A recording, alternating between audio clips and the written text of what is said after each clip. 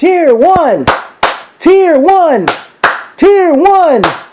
Tier 1 Wrestling! Fans, I am a longtime independent wrestling fan supporter, Robert. 1 year later, Tier 1 Wrestling's aptly titled 1 year anniversary show was great from St. Finn Bars in Brooklyn, New York. The festivities kicked off with the Wrestlers, or is it Wrestlers' Laboratory Volume 1. We begin with Adrian Armour defeating Brick Mistrone in what started out slow and ended up a very good match. Then out comes Darius Carter talking about the main event of the Tier 1 show later on, as he was going to join forces with Grant Akuma to take on heavyweight champion Rude Boy Riley and his partner Matthew Riddle. Eventually, Rude Boy Riley does interrupt Darius, and I really wasn't paying attention to what they were saying to each other. Eventually, the hippie Dickie Moon comes out for his match, and Darius said, always have eyes in the back of your head, and eventually out comes Mr. Grimm, Dickie Moon's scheduled opponent, and the match gets underway, and Mr. Grimm puts the hippie Dickie Moon down with a corkscrew pile driver. Most ECW fans might remember Just Incredible calling that move, "That's Incredible." After picking up the win, Mr. Grimm opened his briefcase and pulled out a body bag and put Moon into it. And then the final match of Wrestlers' Laboratory Volume 1, a three-way match which saw Ryan Galeone, who I remember as Ryan the Adrenaline Rush in NYWC. He was victorious in a triple threat match over Too Hot Steve Scott and the Colossal Mike Law. Then we get on with the main show, and it begins with Federated's VSK with Mr. Martinez in his corner. And he said that he's been undefeated since the company began and offered an open challenge, saying there were many wrestlers back there. And out came Croatian sensation Mario Bokara in what turned to be a very competitive matchup. And VSK managed to defeat Mario Bokara to remain undefeated 1 year and counting in Tier 1 Wrestling. Up next was the first of 4 matches in Bracket A of the tournament to crown new Tag Team Champions, as we saw the Minutemen defeat the Amazing Graysons to advance in the Tag Team title tournament. Up next, we had the six-man elimination fray, in which that was a very good contest. There was quite an interesting moment where they all were waist-locking each other. Even Brandon Watts got in the ring, and referee Rob Blatt decided to partake in it. But all of a sudden, Los Del Rio's Macarena starts playing, and they're all dancing, but they're not all doing the actual Macarena move, like a conga line. Where was Gloria Estefan when we needed her? And eventually it ended, and then eventually I know CPA was eliminated first. Then Maxwell Jacob Feinstein was eliminated second. Pinky Sanchez pinned Mike Dell, who substituted for Anthony Bowens, and he also pinned Matt McIntosh. And then Randy Summers ended up punching his ticket into the final elimination fray as he ended up pinning Pinky Sanchez. Up next, it was time for the Sanctuary Heavyweight Championship match as Juba came to the ring, accompanied by the rest of the Cutthroat Kings, Logan Black, Connor Claxton, and Joey Ace, to do battle with elite athlete Mike Orlando. Just as the match was ready to get started, it was announced that the other Cutthroat Kings would be banned from ringside during the match, and eventually Orlando picked up the win, retaining the championship, but the rest of the Cutthroat Kings come out after the match, attacking Orlando until the Viking War Party come out, and that leads up to their match with Logan Black and Connor Claxton in the tag team title tournament. And the Vikings were throwing chairs from the crowd into the ring, and eventually it was announced that the match would have no disqualification. And it was quite a crazy affair, to the point where at one point they went into the crowd, and the Viking War Party was telling everybody come over here, and they all put chairs in place, and they had a little did like a barroom brawl thing that I remember Necro Butcher doing in the past, where they sit in the chairs and punch each other, exchange punches in the face. Eventually, it all came back to the ring, and Logan Black and Connor Claxton were victorious over the Viking War Party to move forward in the Tier 1 Wrestling Tag Team Tournament.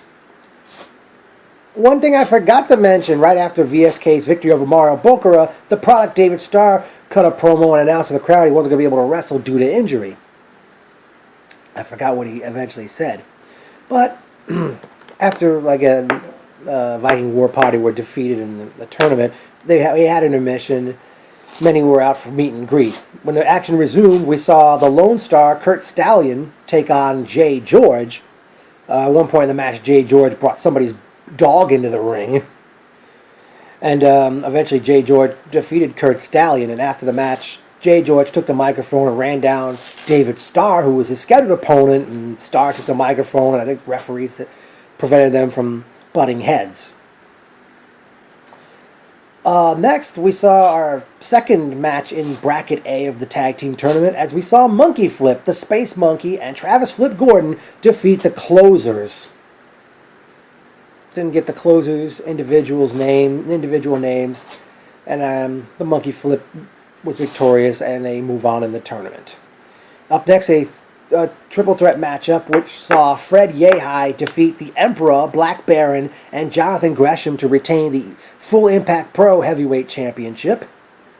Then it was on to the final match of the Bracket A of the Tag Team Tournament, as the Heavenly Bodies, Desirable Dustin and Gigolo Justin, defeated Team IOU to advance in the tournament.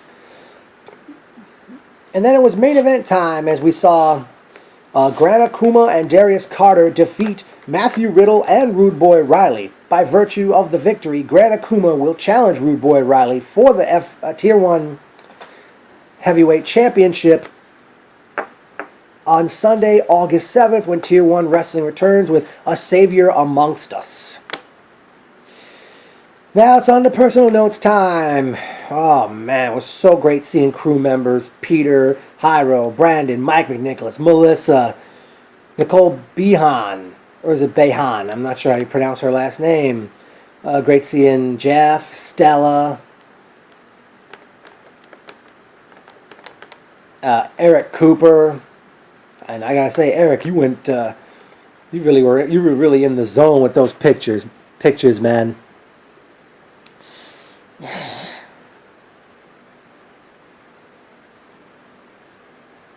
They were like, there was one pretty lady in the front row wearing a Team Pazuzu t-shirt. Well, we do have a memorable quote from this event. This one really cracked me up, I will say. Go eat some more french fries with your dad. Darius Carter, during Wrestler's Laboratory, to Peter Gilmore, when Darius saw me sitting next to Peter, and I had some food with me. Well, as mentioned earlier, Tier 1 Wrestling returns with A Savior Amongst Us, which will be taking place Sunday, August 7th, from St. Finn Bars in Brooklyn, New York. As I mentioned earlier, Rude Boy Riley will defend the Heavyweight Championship against Grant Akuma. In other action that night, on that occasion, there will also be, I forgot to mention, there will also be Volume 2 of Wrestlers' Laboratory. But on the Tier 1 show will be the final 6-man elimination fray, as each man in this match, as we have all previous winners: Randy Summers, VSK, Sonny Kiss, the Emperor, Black Baron, Ace Romero,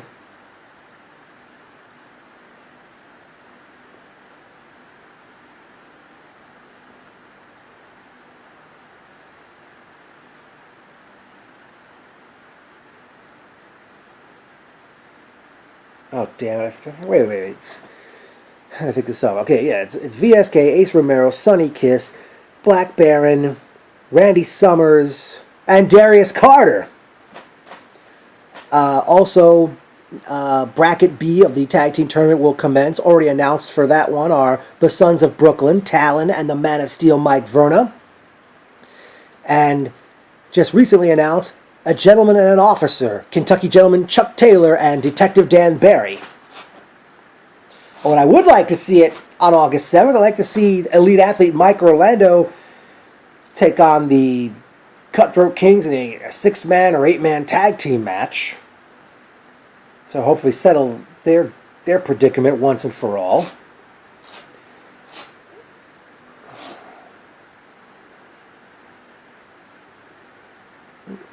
Can't really think of what else, other matches I'd like to see, but this was such a great show, and great seeing Diane McNicholas and Nicole Periscondo after the show, and great to go to Vegas Diner on 86th Street, which has some great food, and I definitely want to go there again after a show. But definitely Tier 1 Wrestling is still going after being in business for 12 months. And Dennis, keep up the awesome work.